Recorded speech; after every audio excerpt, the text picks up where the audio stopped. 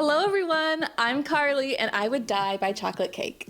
And I'm Sam, and why not carrots? I mean, she's orange. And welcome to Reader Seats with Carly and Sam, our brand new book-based podcast covering all the latest hits and some stories off the beaten path. With a few fun and exclusive episodes mixed in between. And y'all, we are in for a doozy today because we are covering the third book of the Empyrean series, Onyx Storm by Rebecca Yarros. And the plot thickens with this one. I'm talking even more dragons, even more magic, more secrets, more betrayal. So as always, make sure that you're aware spoilers are going to be had. You've been warned. And not only are there going to be spoilers for this book, but also the previous two. If for some reason you are here and you have not read the previous two books, also that. Yes.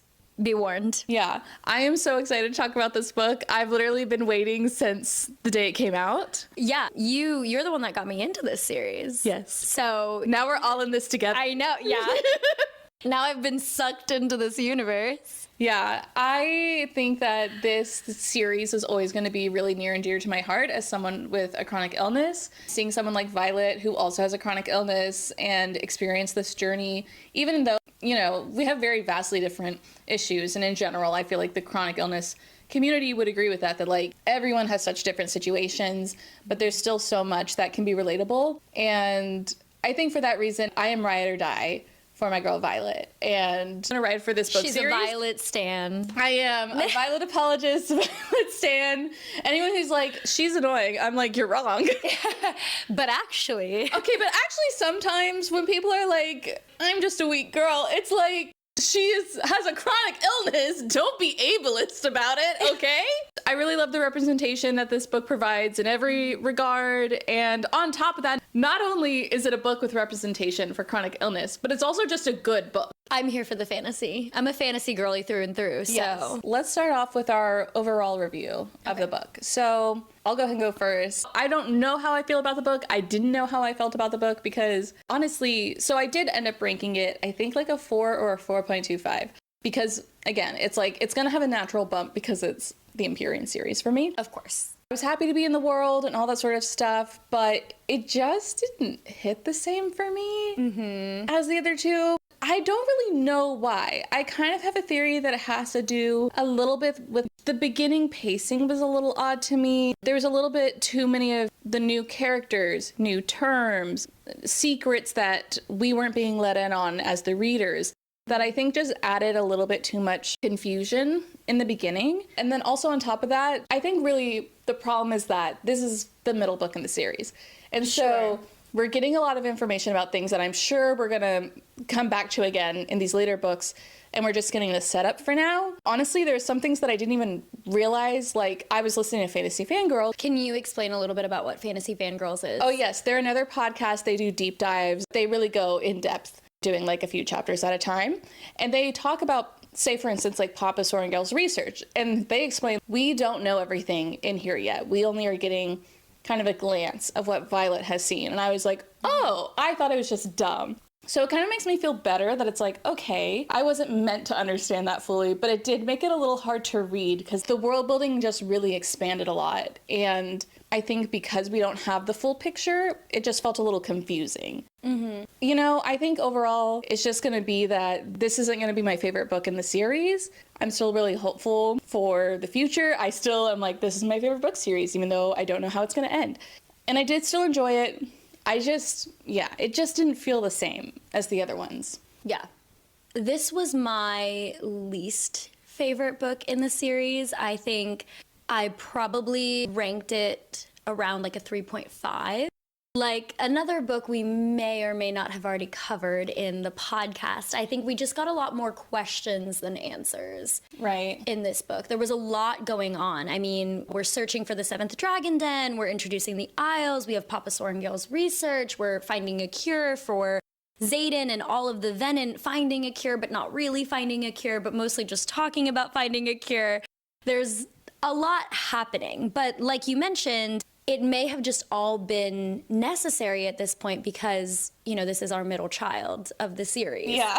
So there's a lot of burden and responsibility to being a middle child, I think. I don't know where we're going to end up with this because the series is so incomplete, but as of right now, I feel like it was just a lot for me. And I agree that it didn't quite feel the same as when I was reading Fourth Wing and I was so enraptured by the world. It mostly just felt like this was something that we needed to kind of get through to find our way to what I feel as though will be a really good and exciting ending for the series. Agreed. I'm still really invested in the series, and I'm still willing to let Carly convince me to read it. For sure. I will never let anyone forget. Okay, with all of that being said, I think we're ready to talk about our big ticket items for the book. Yes. Here we go. So, I personally feel like that the star of the show, as a whole, obviously there was broccoli, but yes, other than broccoli, as a whole, it really wasn't Darna. This was her book. This was her book. I really felt like, God, there was just so much heartbreak across the board with regard to Darna. I was so hopeful for her with the Irids. I felt confident that we were going to meet the Irids. Mm-hmm. Honestly, it makes sense that it wouldn't have gone perfectly, but I didn't expect them to just be so outright shameful of her and just be such bitches about it. Yes. I already was upset by that. I didn't think it was fair, the way that they judged her, because of course, if you were raised in a world of violence, you're going to be comfortable with violence. Right. So that's all she's known. Right. What else is she supposed to do? And then on top of that, you're judging the humans for fighting. And it's like, if you're being attacked by venom, you're just supposed to let it happen and die? What the fuck are they supposed to do? Yes. Again, like, we're on the same if you page are here. such a pacifist, you're just supposed to let danger happen to you and not try to stop it whatsoever. Right. That doesn't make any sense. Yes. Well, and then Darna says that thing to them about how they're so privileged. Yes. You preach peace while only having known its privilege. Yes. And I think that's so perfect. And I know technically they did specify that it's like, we were judging more so the humans that raised you, sort of. Sure. But still, it's just like, come on, she's a kid. Yeah. Like, yeah, can and you she's be so nice? excited. She's so excited to meet them and tell them her story and find her family. Honestly, though, I will say that I kind of expected it to not go her way. I was almost like, if I was able to talk to her, I would have been like, maybe like, keep your expectations a little bit low. You know what they say, don't meet your heroes. Yeah. I don't blame her for being so excited because I'm sure that she feels kind of alone being the only Irid that she knows of. She wants to understand herself and her den more. So it's like, I understand, but yeah, it's so hard to manage those expectations. It just broke my heart, especially too when she was like giving her life story to the Irids, and at one point Taryn says something and she goes, "Don't ruin this for me," and he like sadly shuts up or something like that. Yeah. The tone of it was just like, okay. That was the first heartbreak for Darna. And then the heartbreaks just keep on coming. I really did not expect for Darna and Violet's bond to break. I was reading that at work and I was crying at work. Oh. Like, she's not dead, but like, what now? But it felt like it, especially to Violet, with that bond breaking. Yeah, because I mean, you can't communicate with her now. Yeah. So it's kind of, and especially with how abrupt it was. And that's why I'm still kind of curious, because the way that Darna reacted, it did not feel to me like she broke the bond. Felt like, I almost called him Leo Fanny, but that can't be it. Oh, I have it here, Leothan. Okay. But yeah, it felt like Leothan was the one who did it, because he was like, just break the bond. And she's kind of like looking like, I don't know, should I do it? And then all of a sudden, it's gone. Yeah. And to be honest, I wish that we could have had more conversation, because we're not thinking through the fact that Darna can't even fly that far to an isle on her own. I didn't expect there to be an Darna Violet heartbreak. So as we know, I feel like typically these books bring us a heartbreak every once in a while, you know? And in this third book, I really thought, I was like, I feel like we're going to get a dragon death. Like, I think it's going to be Violet's next big obstacle emotionally to overcome. And I really thought it was going to be Taryn. I thought that there was like something was going to happen and she was going to lose this bond with Taryn, but she wasn't going to die and it was going to be okay because she had Darna. Right. And so that was my theory. That was one of my theories going into this book. And then especially, I guess this happened a little bit earlier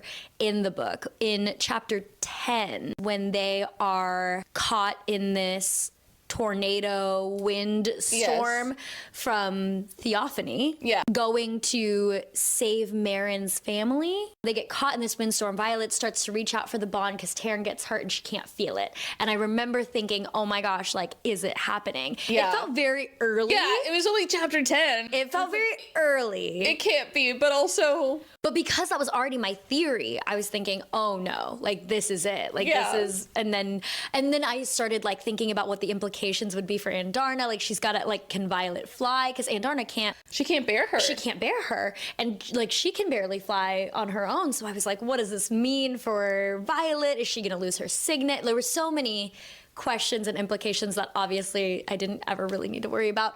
But I really thought it was going to be Taryn. Like this whole heartbreak was going to come from Taryn. So it was extra out of the blue for me that it came from Andarna. Yeah, and I think that makes sense that we would have expected it to be Taryn. He's supposedly middle-aged, so it's not like, it's not like he's so old that he would die of natural causes or something. But he is older and has experienced a little bit more, and he even has told Violet, this is it for me. You're it for me. Yes. So I feel like that also contributed to this idea that Taryn will die.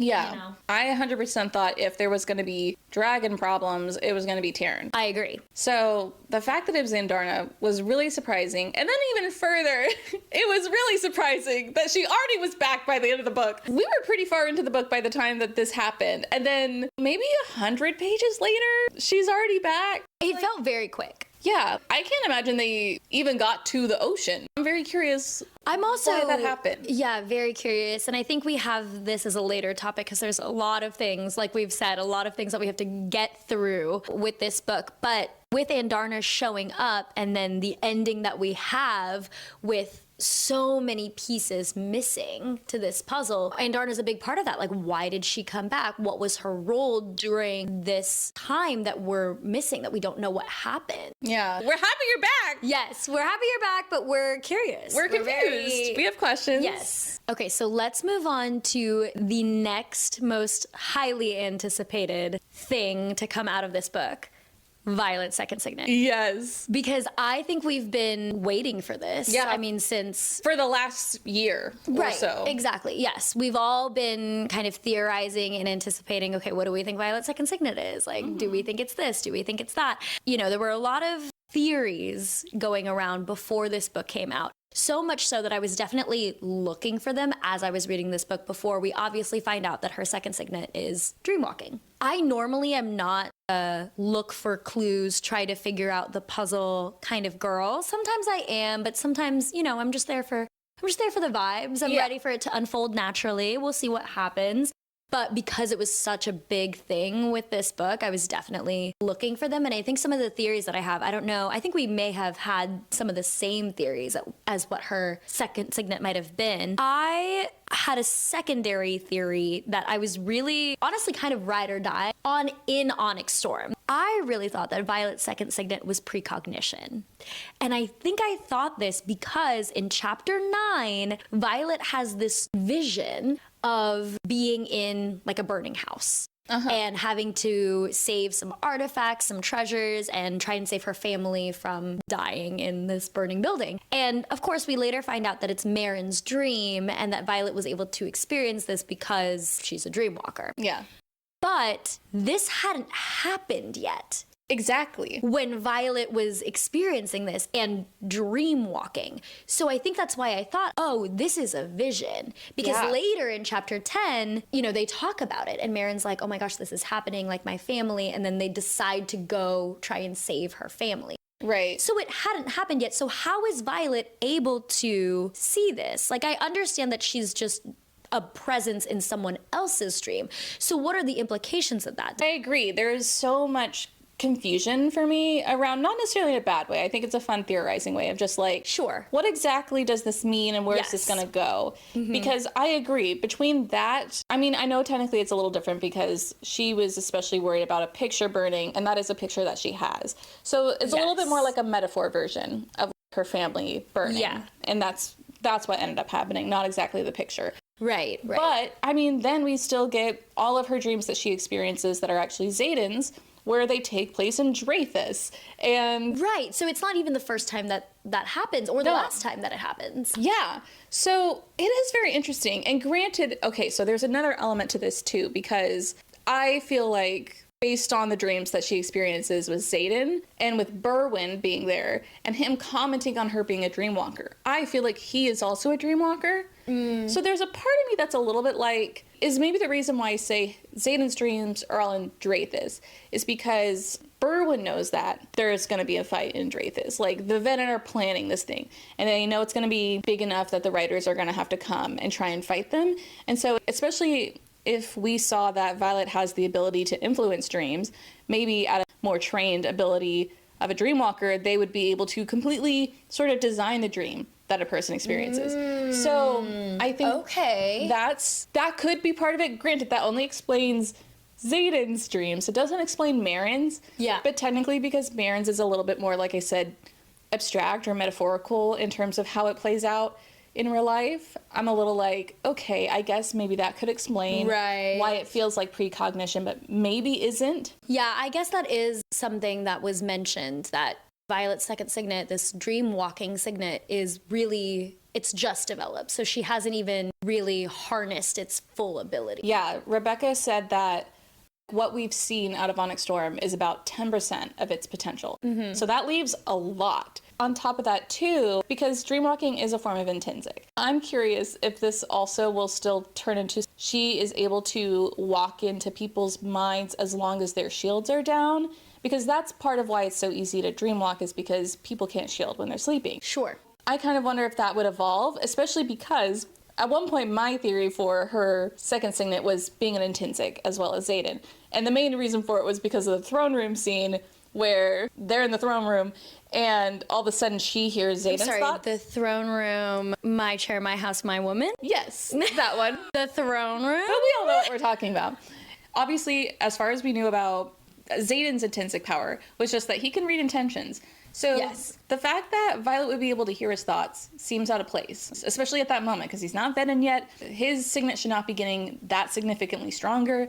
I still feel like, even though the way that Rebecca kind of talks about it, I feel like that's not what she's pointing towards as far as like explaining what Violet's second signet is. I think it was supposed to have more to do with just the dreams. But I'm still just like, how is that possible for her to have heard his thoughts the way that she did? And I feel like that's a little bit more consistent with dream walking. Like, you're walking to someone's head and thoughts. It's kind of the same thing, just being awake, and instead someone would be thinking to themselves in their head. I am curious if this will be something that she can use even when people are awake. Low key, in the book, they're like, this is a big deal. And I'm like, is it though? Because, like, my dreams mean nothing. Like, what?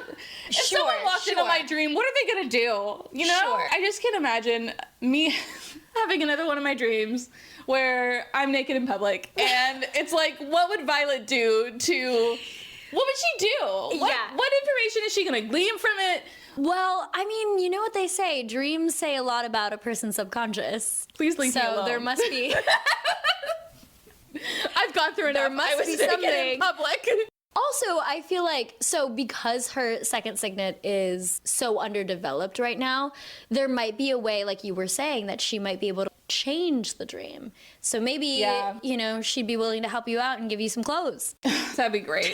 Because it's really uncomfortable. I don't like it. Hearing you talk about the fact that dream walking is a type of intrinsic, I am interested to see how she's going to announce this as her second signet, because everyone knows that she's most likely going to get one because she has two dragons.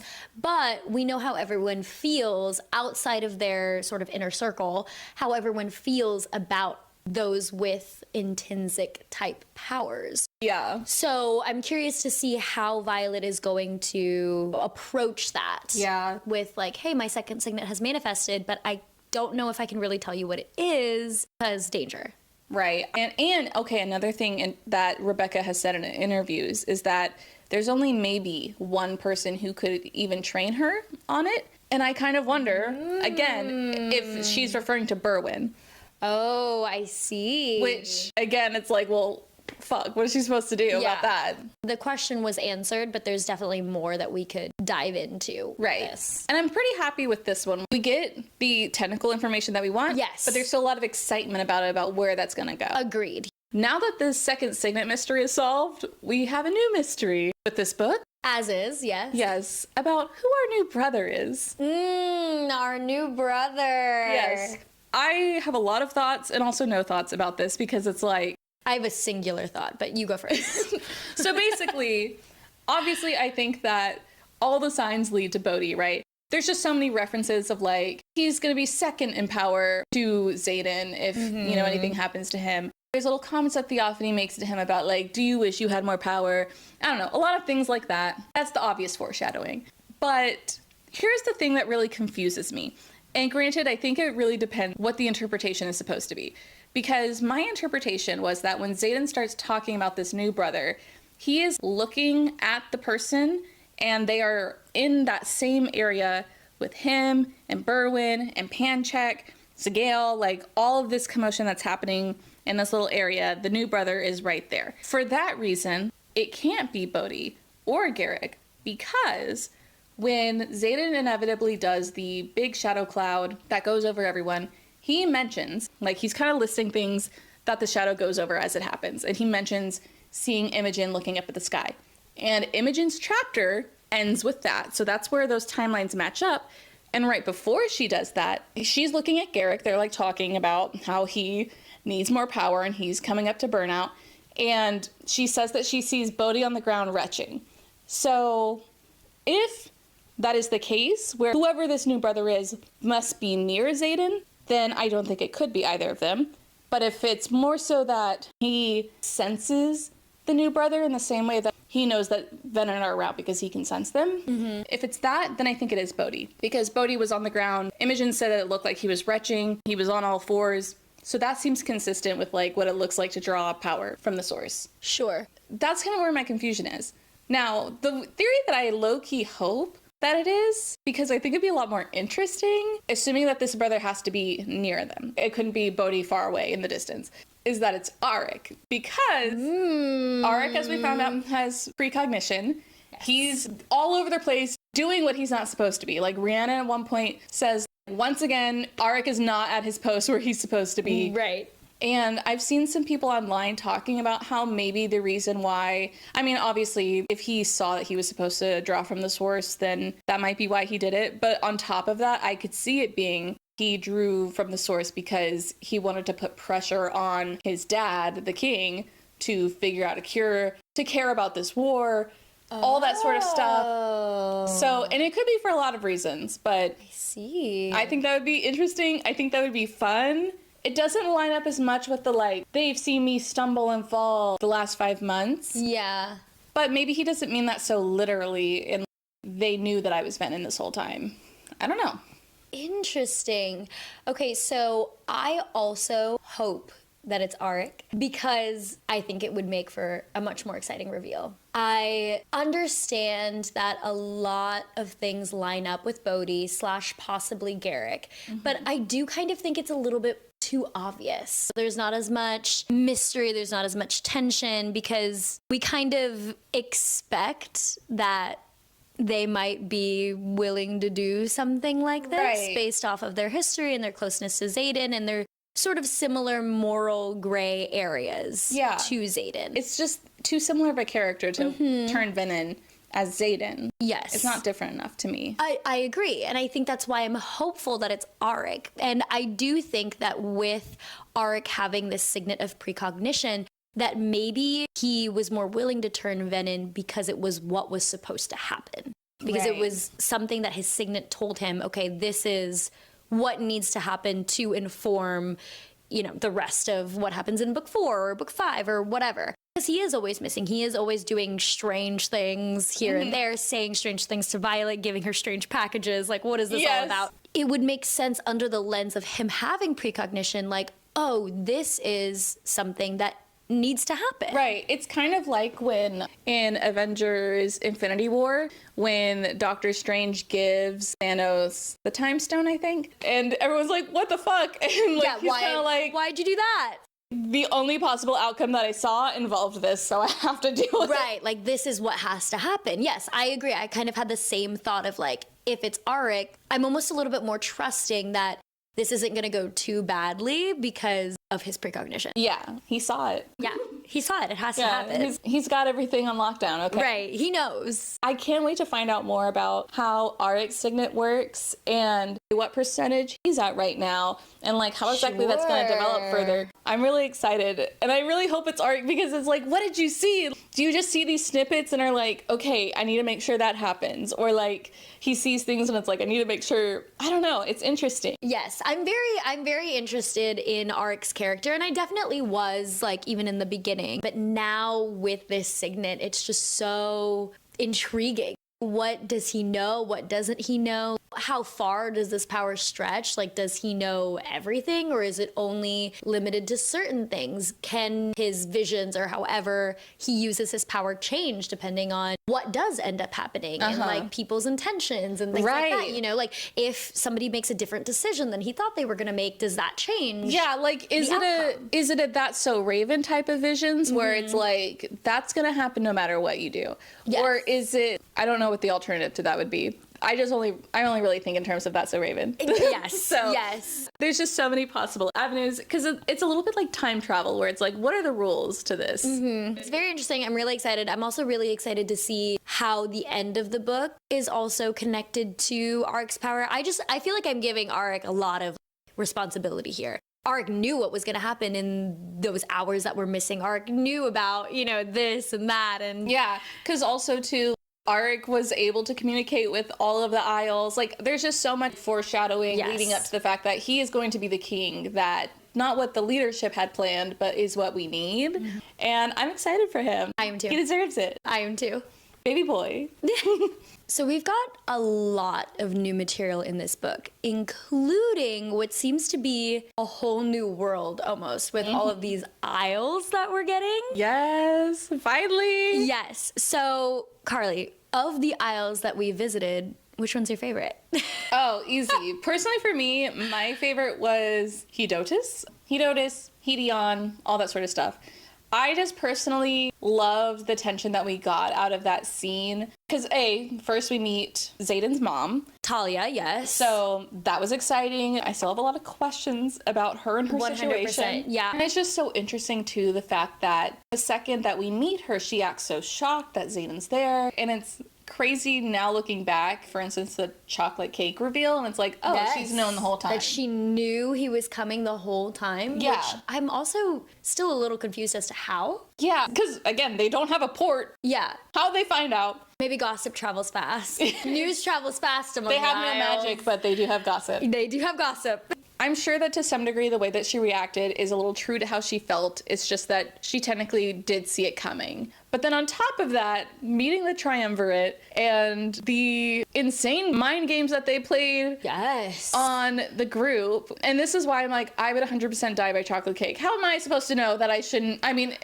okay, so in a way, it was like when they didn't get their silverware, yeah, I would wait until they get their silverware. Yes. But also, when you got a good cake in front of me, well, I don't want to wait. I did suspect that something was happening with the chocolate cake because one of the other members had said something about Talia hoarding all of this chocolate. Oh, yeah. From the moment she said that, I was like, there's something wrong with the chocolate. Like, I just knew that there was something wrong. And then I also knew, I didn't know who it was going to be or exactly how it was going to play out. But in my mind, I thought, someone's going to eat it. Yeah. I'm genuinely surprised, too, that no one ended up dying by the end of this. I was like, shit, Garrick's gone. Okay. Like, that's not great, but I can kind of make peace with it. Like, thank God. No, I would have been so disappointed. I mean, yeah. Especially the way Xaden was reacting too. Yes. But then when a knife is thrown at Riddick, Riddick? the whole book, I had written so early on in our story graph, buddy read, that I was like, Riddick's dying. He is showing up. Theory of yours. Yes, I was like, he is showing up way too much. He is just way too involved. I think he's gonna die because we're just learning too much about him. Sure. And then when that happened, I was like, this is it. This is it. He's dying. Yeah. And then immediately, it's like, oh, just kidding. It just got caught in his jacket. He didn't get stabbed. He's fine. He's fine. They really tricked us out. Yeah. And I also, because I know technically in most of these Isles, there's a bit of a theme of Violet really stepping up in a leadership way, showing her wits and stuff like that. But this was my favorite example of it, with the Aaron myth and the way that she had an idea that something bad was going to happen, and she planned to, like, have an edge on them with the Aaron myth. And it's also fucking insane that this man is like, you don't get to beat me. He's literally willing to die. Yes. And willing to let his wife die. Yeah. And his co-workers die because I'm too proud to let you win. Yes. Absolutely insane. And this is where I also thought, like, geez, Talia, if only you didn't care so much about having a wise marriage, you could have not married a psychopath. Sure. This was just, like, insane, because she's, like, freaking out in the corner, like, I'm gonna die. Yeah. And he tried to kill my son. I was kind of picturing the, like, bridesmaid bathroom scene. Where, like, Bridesmaids, the movie. The movie. Yeah. Everyone's panicking. Everyone needs to go to the bathroom. Obviously, this was a little different, but, like, you know, you got Xaden over here trying to keep Garrick's breath alive. Riddick and Violet are trying to figure out what was in the cake. And then Violet's telling Dane, like, go get my book. Go get this. Traeger, help out, blah, blah, blah. Like, It was just insanity. And I loved it. I thought it was a lot of fun. Yeah. It didn't ultimately matter in the end. Yes. But... yeah. It was my favorite part of the book. It was a fun chapter, for sure. This was probably the most intense island scene for me. Second most intense, actually.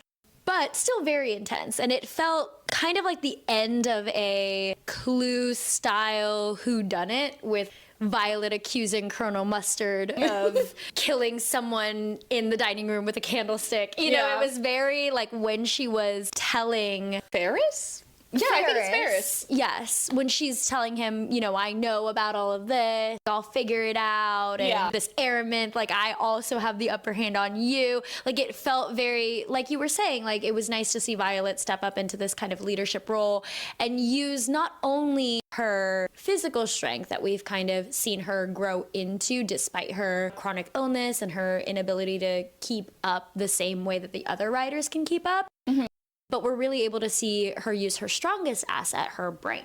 Right. She has the mind of a scribe and the heart of a writer. Exactly. The perfect combo. Yes. So it was really nice to be able to see that. I will say that I didn't think Riddick was going to die. I figured that they would solve it somehow. It just kind of felt kind of goofy. Really? Because I was like, he got stabbed. Like, Garrick, there's, like, hope that, like, we'll figure it out. You're right. No, I'm sorry. I meant Garrick. Okay. I meant Garrick, yes. Garrick, I didn't think was really going to die because it felt goofy. Like, the way that he was like, oh, I'm just going to eat this chocolate cake. This cake is so good. And then, like, passes out, you know? It felt like, okay, they're going to figure this out. Like, it'll be fine. I did actually think Riddick was going to die. Like, for real. Yeah. And I don't even know exactly how I was feeling about it. It caught me off guard. Like, I didn't think it was going to happen. I didn't have any theories of Riddick dying. My big death theory, like I mentioned earlier, was about Taryn. So I didn't really have other death theories going on in my mind. So that was a big shock to me. Yeah. And then, of course, it was fine. Like, I know. I could not believe the degree to which he was perfectly fine. But in a very, like, Riddick style fine. Like, oh, my jacket, you know? Like, and I hate sewing! Yeah, like, this is my favorite jacket. It felt very, like, of course. Beautiful. Of course this would happen to Riddick. We've got Talia, and not only meeting her, but also her betrayal of being behind this proposed marriage, and her betrayal of knowing that Xaden was coming, her betrayal of holding all this chocolate, you know. I do feel bad for her in a sense, to where she didn't know how far it was going to go. Yeah, she clearly didn't know that they were going to get poisoned. Yes, but in some ways, Talia, you're also supposed to be wise. Like, we should have had some sort of backup plan. We should have... Yeah. Obviously, Talia was the one that was chosen to marry Fen. So it's very interesting exactly what kind of status Talia has, what her family line is like. What alliance this was supposed to breed. Yeah, not to mention the whole point of their marriage was, I assume, an alliance. Yes. That is their perspective how marriages work. And it's like, okay, but then they didn't help with the rebellion. They're not willing to do anything now regarding the Venin. Right. What sort of alliance was... What was the point? Supposed to happen here, yeah. Yeah. Agreed. Do we want to move on to what your favorite aisle was? Okay, so my favorite aisle was Unreal. I think that's how you say that. Dunes, yeah. Also, rude that all of them have like similar named isles too. Except for this one. Yeah, I kept getting confused because I'm like, Unreal. Okay, so the god is And I was like, which one is this one about? Yeah, but something completely different. Yes, yes. So Unreal and everything that we sort of find out about Violet and her possible almost dedication as a child and other people that have her possible almost look-alike hair. Yes. You know, and her possible almost being able to wield lightning on the Isles where there's supposed to be no magic. There's a lot we find out about Violet, I think, specifically on this island. Yes. And I think that's why I'm very invested in this. And I think this specifically was my most tense island scene when they are fighting in the arena. Mm-hmm. And it's Violet, Xaden, and Dane fighting against the 3 members of whatever their court is on the island. Mm-hmm. And I found this battle specifically to be the most tense moment on the Isles for me because coming from Violet's perspective, I think it was really tense because she doesn't really know what's happening with Xaden, with Dane, with other people watching because she has to be so focused on what's going on with her and her battle with the woman that ends up being the queen of the island, which is also a lot like, whoa. That was very interesting for me, and I could really feel that emotion of her seeing Dane pass out in the corner, being worried about what's going on with Xaden over here when she hears him scream out or whatever. You know? Because I think that you would assume, especially I think Violet assumed, like, I'm the one that I need to worry about. Yes. I'm going to assume I can trust them to handle themselves. Yes. And then you look over and Dane's already out. Right, exactly. And then Xaden's, like, kind of losing his. Oh, this is a problem. Yeah, 100%. So, yeah, that was very tense for me and as I'm sure for Violet. And then we get that moment where Violet possibly wields lightning. Yes. I think that part is so interesting because I kind of assume because we learned that Andarna is magic and there's so much about she's the only one who's able to communicate with Andarna and Terran. And so I think it makes sense that there's a possible theory that it has to do with Andarna and maybe a magic source there.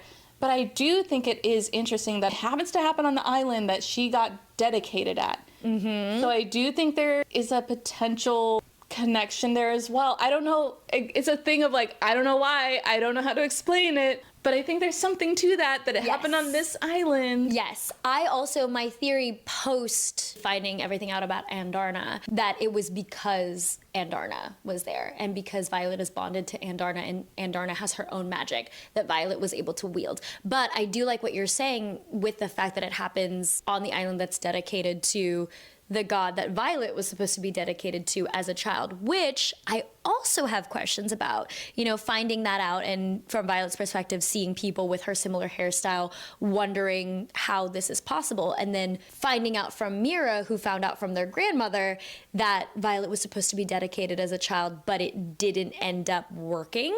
Yeah. So I think maybe part of why I was maybe a little more down on this isle was because I still can't really wrap my head around what exactly it means to be dedicated.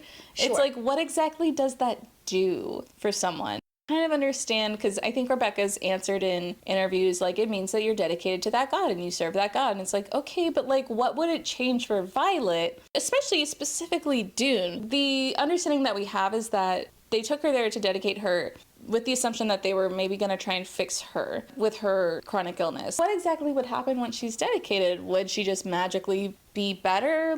Especially if there is no magic on the Isles. To be honest, I took it as more of the way in real time people dedicate themselves to their religions. Oh. The way we have... More like a personal thing? Like, yes, the way we have, so magically binded. Sort of like Catholic priests / Buddhist monks / you know, these people that dedicate... It's just like getting baptized? Is that what you're telling me? I think it is. I think, but more serious. Like, I think it's specifically like the way a priest dedicates his life to the church, or the way a Buddhist monk dedicates his life to the practice. Yeah. Which again, further is like, okay, why would they do that? She's a child. Sure. And also again, why would you do that? Why do you care? I know that Violet said at some point that her mom wasn't temple-minded. I just am a little confused as to how they decided on dedicating her where this all came from. Like, obviously, to some degree, you could say that, well, she probably became not temple-minded because of this experience, because I actually do recall an epigraph where she says something about how she's mad at Asher for wanting to do this. That could be part of it, but still, I just have so many questions about it. I cannot wait, because I think that this is for sure going to become something that we're going to meet Grandma Niara. And yes, I assume she will give us questions the answer about her as well. Yeah. Yeah, I think this was a good chapter for me personally. Very intense. There was a lot of action going on, but also a lot of information. Yeah, I was really analyzing some of the things that the High Priestess says, because it was very cryptic, obviously, the first time around. So the second time I got through it, I wanted to really pay attention and see what I felt about what she was saying. Oh, okay. And so at one point she says, "Did you choose the path yourself?" Then, Violet's kind of thinking, well, technically my mom chose it. And then she's like, no, I chose it. But then the priestess looks at Taryn and then at Xaden. Now that we know that the full reason that she didn't get dedicated was because of Xaden turning Venin, I wonder if there's a bit of a hint here because of the looking at Taryn and Xaden. If maybe, because she said also that her path is still yet to be chosen, even though she has chosen Xaden. And I wonder if there's actually going to become a specific point where basically it's going to boil down to she's going to have to choose between Taryn and Xaden. Because why did she look at both of them? I see. Those are her highest loves, not including Andarna in this, because similar but like different. Sure. I think that'll be really interesting, and I think that if it does come down to that, I think she's going to choose Taryn. I think so too. I also think, because I don't think we've gotten to really talk about this yet, but when Violet is sort of confronted with this choice of how far she's willing to go for Xaden as a Venin, she has to draw a line somewhere. Yes. She has to figure out, okay, when is it too much? Right. And so I think that theory might come into play, your theory of her choosing Taryn over Xaden, when it gets to that point. Xaden kind of puts Taryn, threatens him in some way. Yeah. Yeah. Whether directly or indirectly. Yeah. It's a bit of a long shot. It's very based on not a whole lot, but possible. Yeah. That's kind of what I'm feeling there. This was a good aisle for me. I really enjoyed everything that happened here, and I'm looking forward to seeing what it yields in future books. Of all the aisles, I think this next one, Zenala? Zahelna? Zahol? The Luck Island. Laheim? Zelna is easier to say, and this is why I'm like, just name it the same as the god. This variation is just a little too weird for me. Zelna's island. Zelna. This island. How do we feel? I kind of enjoyed it in the moment, because but then I quickly didn't. Yeah.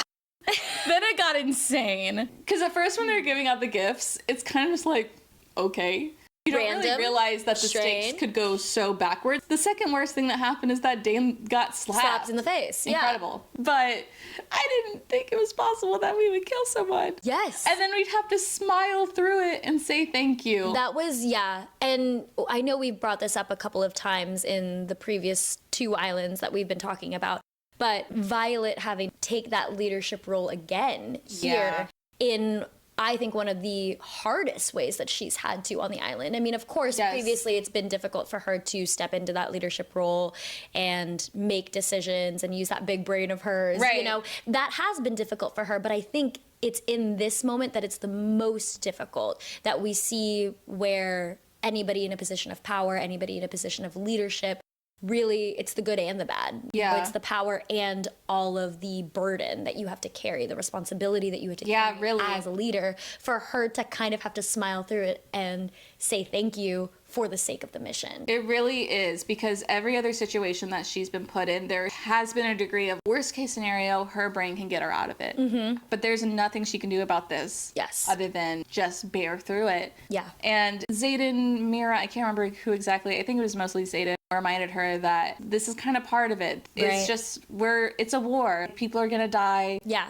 And it doesn't mean that you weren't doing your best and that you're a bad leader. It doesn't reflect on you. And those are also the moments where I think Xaden is his best as a partner.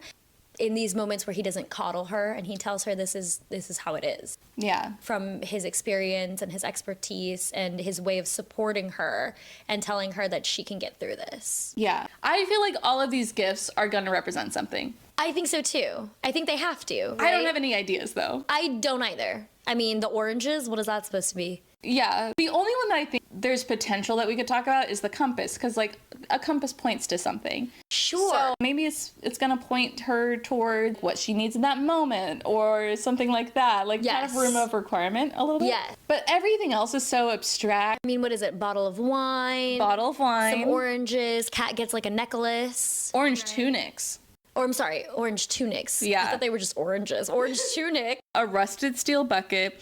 A fractured hand mirror. Fractured hand mirror is also kind of interesting. Again, reminds me a little bit of Harry Potter and like the mirror that Sirius gives to Harry that like they're supposed to communicate through. Or maybe it was Dumbledore. It was one of the two. And that one gets to Auric. That's interesting too. I think it is also interesting to see who gets what, because Auric getting this fractured hand mirror, if we're really looking to dive deeper into what that means, is that something to do with his royal lineage? Yeah. Oh, I thought you were going to say his precognition. Or even his precognition. Like, is there some sort of break that's going to happen with either of those two things? Yeah. I was kind of hoping that maybe these would turn out to be magical objects because, I mean, they did sense a little bit of magic when they got to Zanal's Island. But then when you think about how Dane got a bitch slap, Riddick got a kiss, it's like... they can't do anything with that. Right. So right. Maybe these are all just going to be kind of metaphorical and not be useful. Yes, I think in some way it has to mean something. Yeah. I'm really excited to see. Yes. Like by the end of this series, I assume we're going to be able to like go back and figure out what all of it meant. Agreed. It's got to be something. I feel like it's too random, too specific, too like there's too much there for it to have been a throwaway. So we'll see. It really feels she like comes back to it. When it comes to sort of more individual lines, Rebecca, I feel like is not wasteful. I think everything always has a meaning. When it comes to like these one-liners, I feel like those always end up coming back to mean something. Yeah.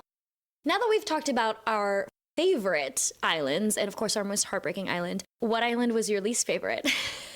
Well, unfortunately, it was Deverelli. I don't know if it suffers from being the first one, and so it's just kind of forgettable as a result of that, because technically it's like, I mean, a woman died and got her head chopped off and was presented on a platter. It's like, what more do you want, people? Right. But also, I don't know, I was just kind of like, meh. I kind of agree. I kind of felt like it was a little bit of, and I don't really know why, because obviously, like you were saying, like important things did happen. We get the bookstore scene. Yes, that part was fun, actually. Yes. I did enjoy that. That was important. We get, you know, the whole scene with Cortland and his court, his people, the woman with her head on a platter, the panthers, like all of that. Xaden pulls from a source. All of that is important as well in some way, but overall it felt like we didn't really get anything from Deverelli. They landed there almost as just a hub point. Almost as if they knew the Irids weren't going to be there. They were just landing there because they needed to land there for whatever reason. And so I also felt like it was my least favorite island because it felt like a throwaway island. Yeah, I do feel like Unreal is going to be like most relevant to the future and we're most likely to come back to, but I do think second behind it is probably Cortland's Isle. I'm sure there's going to be something. I don't know. He just seems like such a character that I'm like, I wouldn't be surprised if we see you again. Yes. I really love the bookstore scene. It was hilarious when the woman's like, you are exactly how he described you, Dane Atos. And then it's like, oh, awkward. Yeah. That was incredible. That was good. And it was obviously important as well because we got Papa Sorrengail's books. Yes. So very exciting part. Yeah, I mean, there was a lot of important things that happened here, but I don't know. Yeah, least favorite. I just didn't vibe with it. Not necessarily its fault. Maybe it's just because it's the first one, but it's what it is. Someone had, you know, if we're going to rank them, someone had to be on the bottom. So speaking of the bookstore scene, I feel like another like big sort of question that we had leading up to this book was, are we going to find out about this research? Because we got little hints here and there, like from Colonel Atos, Varish, people talking about this research that has to do with Feathertails. I was really excited that we were going to get at this book.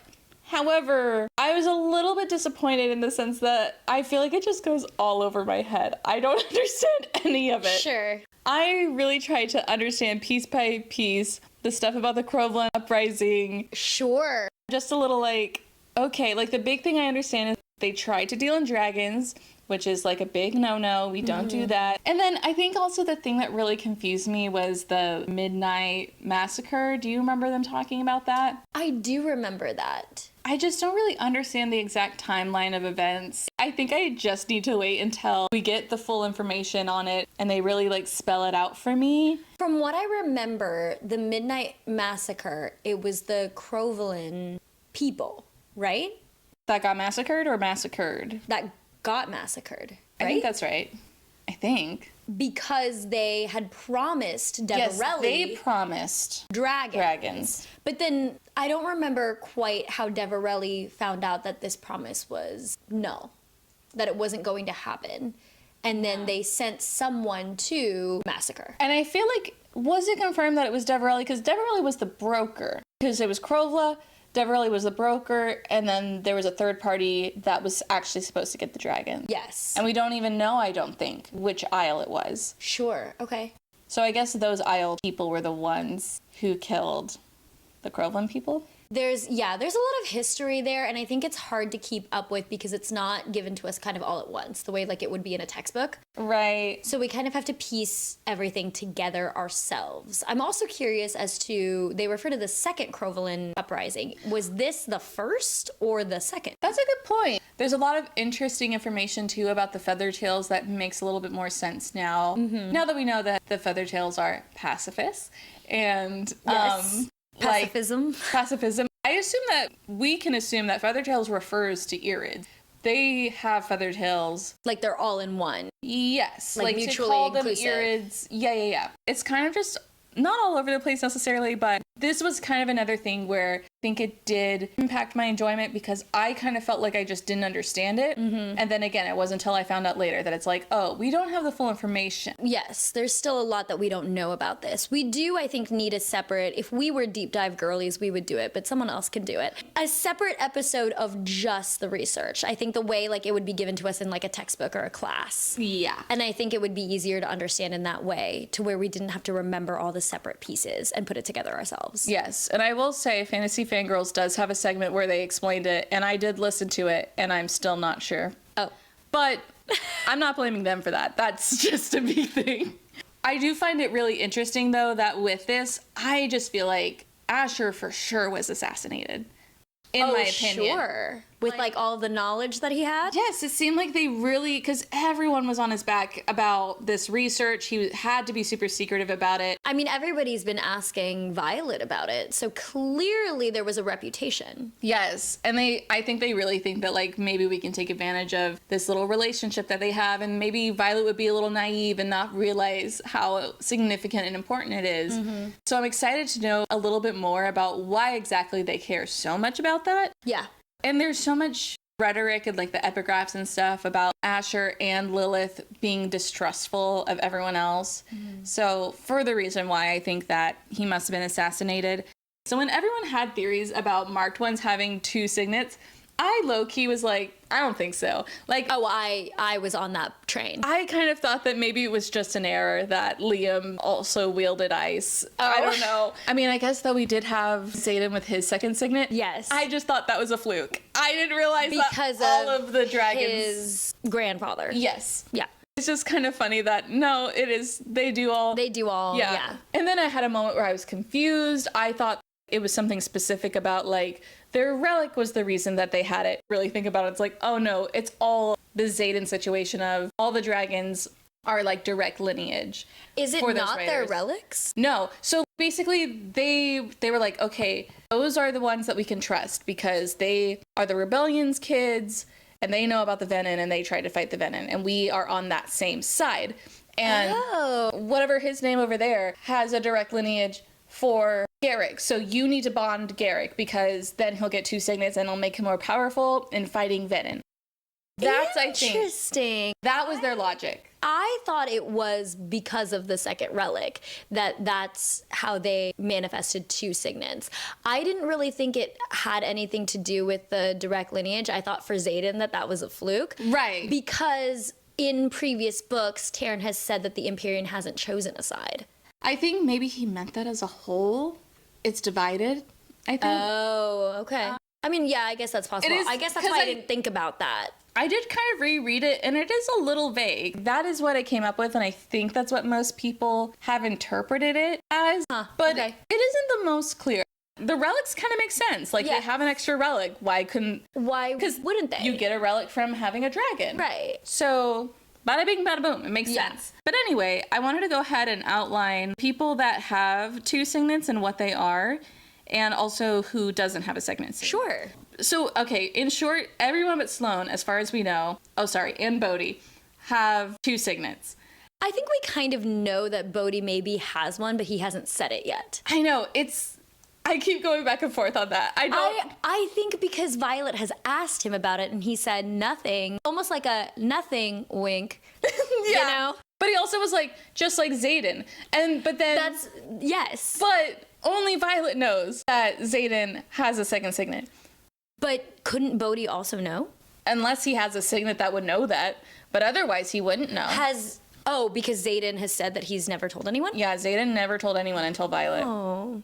You're right. I forgot that Xaden... I think I just assumed that Bodhi knew because they're close. Yeah, it kind of makes sense. So I thought, Bodhi knows. So it's kind of like a circular problem of like, he says, no, I don't, just like Xaden, but then Xaden does have one, but he should know that Xaden has one. And then... But does he know that Xaden has... Yeah. Right. So, yeah. So, hard to say.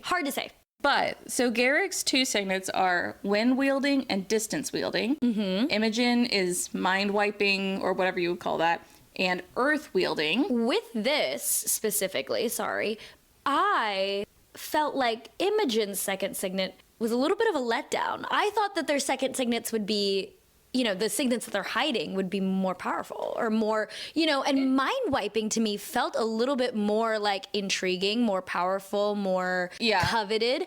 So I thought, why would she choose mind wiping to tell everybody versus earth wielding? Well, it's interesting because I would agree like that because, we have so many elemental ones. It makes sense. But actually on my reread, at one point, it was such a random moment. Again, it was kind of a throwaway line. Sawyer says something about like, we've never seen an earth wielder. It's not like that's a thing. So apparently the signet is so rare that they didn't even know it was an option. Interesting. Yeah. Okay. So, I think, maybe I just thought because we have, like you said, so many elemental. Yeah, Imogen just got real lucky and got two really good ones. I guess, yeah. Good for her. Yeah, love that for her. Then we have, obviously, Xaden is a shadow wielder and an intrinsic. Liam was Farsight and an ice wielder. I also felt that way about Liam, the same way I felt about Imogen, that I thought he should be hiding the Farsight. Yeah, honestly, though, the Farsight one kind of confuses me because then when they do the thing where like the dragons can see really far away too, it's like, well, then why does Liam need to see really far? Yeah. Yeah, like how far is it compared to a dragon? Sure. I have questions. Personally, though, I think I would get a lot of use out of. Well, yeah, your eyes are busted. I do have some pretty busted eyes. Yeah, I can't wait to one day see your glasses and how thick they are.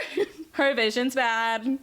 Carly, no. Stop it. Stop. And then last is Sloane. As far as we know right now, she only has siphoning. But it kind of intrigues me because obviously Liam and Sloane are related. And it's like, what if there was only one dragon in their lineage and that was whatever Liam's dragon was? So and that maybe Sloane only has one? Yeah, maybe she won't get one because there was only one dragon that could have been chosen. And unfortunately, he's dead now. Right. It's just kind of an interesting thing, but as of right now, it's like that's all the information we know. We'll see. Our last big ticket item, logically, we decided to save the ending, of course, as our last topic. Sam, how did you feel about, the ending, but really specifically that last chapter and where it left us? I think my reaction was very, oh my gosh, like this, so much is happening here. Why can't Violet remember? Why am I so confused? Like really getting everything from Violet's perspective as the reader, as if we're experiencing things at the same time that she is, which, I guess we are. And then the very end, when we find out what's happened to Violet, where she kind of connects the dots and figures out her memories have been wiped, and knowing that Imogen has the ability to do this, and Imogen admitting that she did it because Violet asked her to. Yeah. The page turned for me to You a literally- blank page. You're like, what? And then nothing. Yeah. That was it. I mean, what a cliffhanger. Honestly, I felt like obviously the first 2 books in the series also ended in a similar cliffhanger style ending. But even with the first book ending with this Brennan reveal, we know that moving forward, we're going to get more of Brennan. Like, yes, it's a cliffhanger, but we know where we're moving towards. And again, with the second book in Iron Flame ending with Xaden being Venin, we again know where we're heading towards. We know that now we're going to have to tackle this issue of Xaden being a Venin. But here, our ending in Onyx Storm with the third book, we don't know where to move forward from here. We have some bits and pieces of what we know Violet is missing, but we don't know how she's going to tackle that because Imogen has wiped these memories. We literally don't know. We literally don't know. We don't know where the next book is going to go because we don't have that direct line into this is the new problem. Yeah, because also on top of that, it's kind of like we have 8 new problems because we get pieces that like some people are missing, some of the elder dragons were killed, eggs are missing, Taryn needs rest, and Darna's like, I won't let them burn you. Who? Xaden's missing and they're all looking for him very angrily. Yes, like he really... Like he was in charge of Which, this. to be fair with all these other things, it's like if he's responsible for killing dragons and taking eggs, it's like, oh my god, this sounds really bad. Yes. Understandable. But it's just like, oh my god, why would we need to do all this? Yes. And that's what we're missing. Yeah. I'm really interested to see, so obviously we're Violet in this case scenario. We don't know what we're missing. We just have everything that everyone is telling us has happened. And we know that Imogen has wiped our memories. I'm really curious to see if Imogen knows what has happened. Right, because there's kind of a twofold thing. It's like, how involved was, say, Imogen involved in all the plans as a whole? And then on top of that, we don't exactly know how her mind wiping works. I would assume that if she mind wiped someone, that she would see the memories that she's wiping. That she would have to know what the memories are to know what to wipe, right? Yeah, surely. I think, and I feel like a lot of people have said this too online, that naturally the kind of person that makes the most sense to go to solve this problem is Dane. Well, granted, okay, I guess it kind of depends because Imogen wiped the memories, but if they're like, say, there, but she kind of puts a blanket over them and like hides them, then maybe Dane can recover them. Yes. So I guess it does depend on how Imogen's signet works. Like, does she completely remove the memories, or is it possible to recover them for the person that she wiped them for? Right. I think Xaden must have had something to do with these people that are missing, these dragons that are dead, these eggs that are missing, and everything that has happened that has been very intense. Xaden must have some sort of play in that, or at the very least, he knew that everyone would think that he had some sort of play in that, and so did Violet, and hence that's why Violet had Imogen wipe her memory so that she couldn't be complicit in implicating Xaden. Yeah. Although it's interesting because if he didn't do anything, you would think that her memories would serve as helpful information. So maybe he did do something. Maybe he did do something. Yeah, it makes me wonder if they have like solid proof that Xaden did all these things that they're upset about. Do they know about Xaden's condition? I feel like they probably do now. I feel like at this point, right? I think that he's an ASUM now. Granted, I'm not... I think so too. I think he's pretty far gone. Like, not far gone. I think it's probably gone. Like, oh, you can look at him and tell that he's a Venin now. Yes, like, no, I agree. He's got him, yeah. Yeah, I think it's probably unavoidable. Because, I mean, that shadow cloud was big. Mm-hmm. Oh, man. And then on top of that, too, we find out that they get married. Yes, this last little... I'm married? Yeah. It's really funny because Rebecca, I know, has said in an interview that she interpreted the ending as hopeful. And I'm like... Was she referring to the marriage? I think she was. Because, I mean, nothing else about the ending is hopeful. Except for maybe Aunt Darna being back. Sure. But I guess you could take it as interpretation of this is proof that Xaden is continuing to do whatever he can to get back to himself and get back to Violet. And this is a promise of that. But, like, I don't know. I mean, maybe this is me being as naive as Violet. I didn't question that. Yeah. It's just a ring on your finger. Yeah. Like, the only thing that truly matters is that now she is Duchess of Tyrrendor. Right, So, of course. obviously, that's a huge change. Yes. But in terms of, say, like, their love and their connection, doesn't feel like it's a whole lot different. Solidifying something that we already knew. Right. At the very least, I think it might be hopeful in the sense that Xaden will come back. Yeah. That we can hope that they will return to being a partnership. Yeah. And, oh my god, I forgot that she said that she couldn't feel her bond with him at all. Oh, yeah, I also forgot that. Sigil's for sure still alive, but it's like, I assume that Sigil and Xaden's bond was still intact.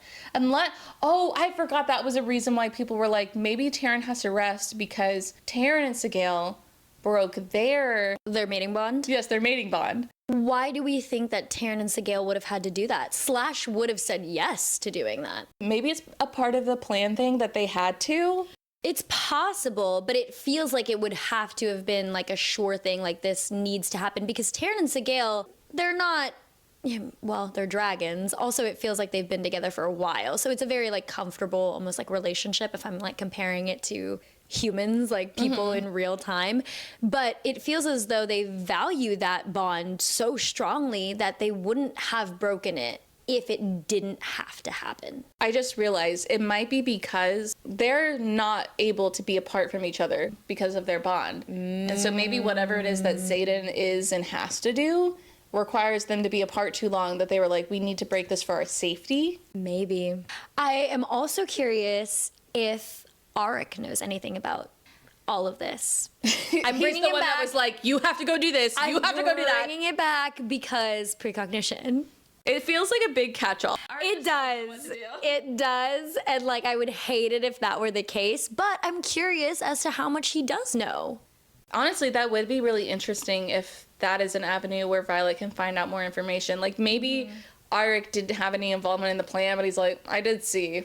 Like, I did know. Yeah. I saw, and it seems like it happened because XYZ. Yeah. I don't know. We'll see. I'm really excited. I think this is going to be a really fun way to open up book 4. Because I think so too. I think it's going to be like a little bit of a whodunit. I think so too. Yes, it'll be really exciting. Yeah, and we love a good mystery. We do.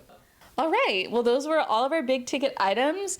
We do have some little things to talk about. As we do. Yes. The first one that I have written down, Halden as a character. Halden. I saw the theories that people were like, Violet dated Aric's brother. And I was like, yes. Where are we getting this from? And I can't believe that this one was right. Yeah. And furthermore, I can't believe she did it. Now that we know who he is and the kind of character that he has. Yes. It's like, what did you see in this man? Listen, Carly, we all have that toxic ex-boyfriend. Okay, we all have that I can fix him moment. Let's be real. We all know you have that I can fix him moment. Ladies, let's be real. Please see the Hear Me Out episode. I was really like, but what did they have in common? Was it a little, I think probably what it was, just a little bit of like, well, he's pretty and he likes me. Yes. No, exactly. And I think that's really what I'm trying to say, is that obviously she was younger and this may have been her first love or first. It was definitely an early one. I don't remember. At the very least it was very early, you know? So she was young, and it was probably one of those things where he is charming, he's handsome, and he's royalty. He is royalty. So it was probably a combination of all of those things that made her so captivated by him. And the fact that he showed her interest certainly didn't hurt. Yeah. It really, though, was just peak comedy every time that, like, Xaden punches him into a wall. Of course. When he has to be in the basket. And he's like a little basket bitch. It kind of killed me when, at the end of the Deverelli fight, and this is like, I think, after Violet covers for everyone and makes things okay with Cortland. Mm-hmm. And he goes, way to fuck up negotiations, Ryerson. And it was like, bruh. Yeah. Are you kidding me? I mean, the entitlement. You thought Ryerson was the issue. I choose Auric. Yes. We also need to talk about Professor Grady and Aura Vinehaven. Good riddance. Okay, here's the thing about Grady. Or it's like, she was horrible from the get-go. Yes. Very happy that she got herself written off, because I was just like, well, what are we going to do about this? But Grady, I was just a little surprised the degree to which he was incompetent. Because in Iron Flame, I got the vibe that he was negligent, but still smart. The fact that at some point Mira's like, if I didn't know better, I'd say you're sabotaging all of us. And at one point I was kind of suspicious, like, is Grady sabotaging? But then I think someone pointed out that Xaden would probably know because of intentions. Sure. I guess maybe they just put Grady in the lead knowing that he probably was gonna mess. Like, I think more likely if it was meant to be sabotaged, it was like they just put Grady in a position that they knew that he would perform poorly in. Yeah. I am happier about Aura's role in all of this because Aura was a bitch. Yeah. It was, oh my God, that reminds me actually that at one point she said something about, but what about war games? And it's like, what do you mean, what about war games? There's a war. Right. That doesn't really matter right now, Yeah, Aura. I think we're focused on getting us trained up as much as possible. Right. Don't really have time for games. Right. Her priorities were always so in the wrong place that it was just like, who put you in leadership? Well, and also the fact that she always thought that they were in the right place. Even with, like, what we were talking about with Professor Grady and everything that happened with his death scene, Aura and Aura's death scene, even in that moment, she refused to listen. She refused to take other people's thoughts into consideration. I mean, just all around, not a good leader. But I can't say, now that I'm talking about it, I can't say that I'm surprised that she would be put into leadership, because obviously leadership wants a follower. Like, they want a follower to be a leader. Yes, you know? in terms of this current leadership, she is clearly of the same vein. Exactly. So thinking about how she found herself in a leadership role, it kind of makes sense. yeah. But she is not very good at thinking. She's not very good at critically, you know? She's not very good at putting pieces together. She's not very good at listening. She's not very good at delegating. Like, overall, really, the traits that you would want in a good leader, regardless of what alignment you have, what side you're on, she doesn't exhibit any of those traits. Yeah, there's a lot to talk about with Dane, I think, too, in this book. Yes, lots to talk about. Dane and specifically Sloane as well. I'm here for it. Yes. Honestly, I'm still a little like, I don't know if I see... Dane eyes here, Atos, here for it. Here for it. Yeah. I don't know if I see exactly what's between them, but I mean, I see what's between them. I don't personally know exactly what they would have in common, but I will wait. Oh, yeah. I'm sat. Yes. I'm here for it. I'm here. I'm ready. I'm ready. I'm listening. Give it I'm to looking. me. I'm reading. I'm here for it. Yes, I loved, honestly, all the little moments. Oh my God, especially when you think about when Sloane, like, siphons and, like, she puts her hand on the back of Dane's neck. It's, like, so intimate. And she tells him, I'm going to hurt you. And he said, don't I know it? Wait, when does that happen? That happens when she's siphoning. Oh my God, I did not remember When she's siphoning, I mean, I think he says something. He says it a little bit differently, but, you know. I was like, that is suggestive. He says, I know it. Like, she says, I'm going to hurt you, and he says, I know. Okay. So it's not, I mean, it's not you as really suggestive spiced as it up. I said it.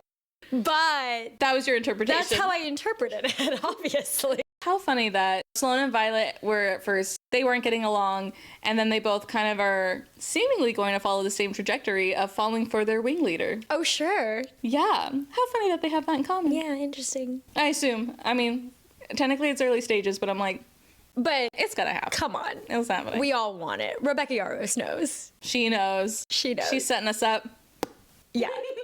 It's a home run, baby. Big time. There is a lot of redemption here from Dane overcoming this protective urge that he had over Violet in Fourth Wing, and then also to Dane forming his own opinions about what he's deciding is right and wrong in this whole war that is now unfolding in Iron Flame. Yeah. Because that was a big issue there. With the first part of that, right? Dane being so protective specifically in Fourth Wing, he has this inability to see Violet as a strong individual capable of making her own choices. Right. And here, like what we were talking about with Dane and Sloane, I think he has a better grasp of that when it comes to Sloane being able to do things. And I do think it is a little bit different. I think he doesn't have that history with Sloane that he did with Violet, knowing that Violet has this chronic illness and is hurt a lot more easy and can't do the same things that other riders can do to the extent that they can do them. Yeah.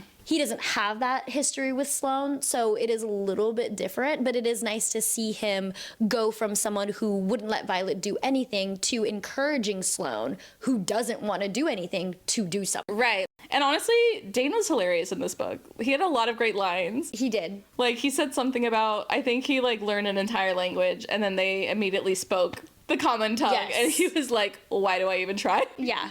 Yeah. This was a great book for Dane, too. Yeah. And then Xaden teaching Violet about which shadows are his. That was something that, when it didn't come up later in this book, I was like, oh no, this is how Violet's gonna kill Xaden at some point. Yeah. Do you know what I'm talking about? This is when he was professor and they were doing the signet sparring. It did come up in this book, yes. Yeah. Well, it came up, but then she didn't use it again. Oh, I see what you mean. I see what you mean. He made a point Like, of, it only happened that one time. And Right. then, yes. And I was kind of hopeful, like, well, maybe there will be another secret purpose that doesn't have to do with killing him, because he did specifically tell her, like, this is so you know how to kill me. The fact that she never got to use that knowledge, basically, is a little like, ooh. But moving forward, maybe? Yeah, I fear that it means that that's how she's going to kill him. Yes, I think moving forward it is going to have a bigger role, because it seems like something that wouldn't have been brought up Right. if it wasn't meant to have a bigger role, especially because I'm almost certain that Rebecca Yarros used that scene to promote the book. Yes, it's on the back of the book. Yeah. So, I mean, that feels important. Yeah. You know, we started this episode talking about chronic illness. I'm going to end it talking about chronic illness because I also appreciated Sawyer's journey. Obviously, this is slightly different. It's disability, but it's kind of all under the same vein as far as how we treat these things in society.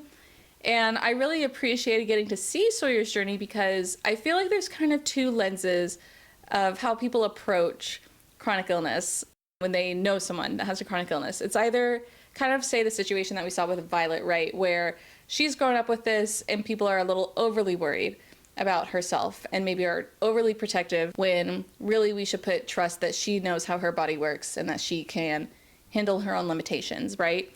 But then there's also kind of the other side of the coin where there's a lot of people who get chronic illnesses later in life, or maybe they get worse later in life, which was the case for me, where you might run into more people who are trying to push you to do the same things that you used to be able to do, and you can't anymore, or at least it's going to take some time to get back to where you were. And so I really liked that we got to see Sawyer struggle with this because it felt very real. And not only that, we also kind of saw the way that, say, Ree was also pushing him a little bit, and he was like, to be frank, you don't understand what I'm going through. And I think that's so fair and something good to keep in mind, to see both those sides of, on one hand, yes, don't tell people with chronic illnesses basically what they can or can't do on either side of it. I think Rebecca Yarros does a really good job of not only being inclusive of, say, people with chronic illnesses and disabilities, but just like minorities, I guess, in general. Right. The fact that everyone's sexuality is so fluid. We have a non-binary character. A lot of different characters from different backgrounds with different abilities. And Rebecca Yarros does a really good job of bringing that to life in, you know, a world that isn't like our own, where you maybe wouldn't think to do that. She does a really good job with that. And I love it too because it's always, you know, things that you would think are a big obstacle in this world. Like, I mean, technically we did see, like, Violet and her struggles through Fourth Wing and, you know, again with Sawyer. But, like, say, for instance, Justinia's deaf and a lot of people know sign. Like, it's almost odd that Sawyer doesn't know sign and everyone else does around him. These are definitely things that we are going to be keeping an eye on in the coming books because we're nearing the end of, you know, this series now. So we need answers, Rebecca. Yes. And I have full faith. We're going to get answers. Yeah. And I'm excited. I am too. Yeah. I'm really excited to see how this all plays out as we kind of enter the end game of the series. Yeah. You know? But in the meantime, we're probably just going to have to put our brains together to start piecing together the puzzle of our next book. Yes, because we are going to be genre hopping over to a mystery thriller called Everyone is Watching by Heather Gudenkauf. This Everyone is Watching book club episode is going to come out Tuesday, May 6th, so definitely keep an eye out for that. But before that one comes out, we do have an off-the-shelf episode coming out Tuesday, April 22nd. So put that on your calendars as well. Thank you so much for listening to the latest episode of our soon-to-be hit podcast, Read Receipts with Carly and Sam. All of the content that you hear in this episode is curated, edited, and recorded by us truly, with special thanks to the authors of the books that we read and Pixabay for the music that we play. Make sure to subscribe to the podcast wherever you like to listen. And for more of our content in between shows, give us a follow at the Read Receipts Pod on Facebook, Instagram, and TikTok. You can also like all of our posts, leave us some comments because we do love to see that as well. Until our next read, bye!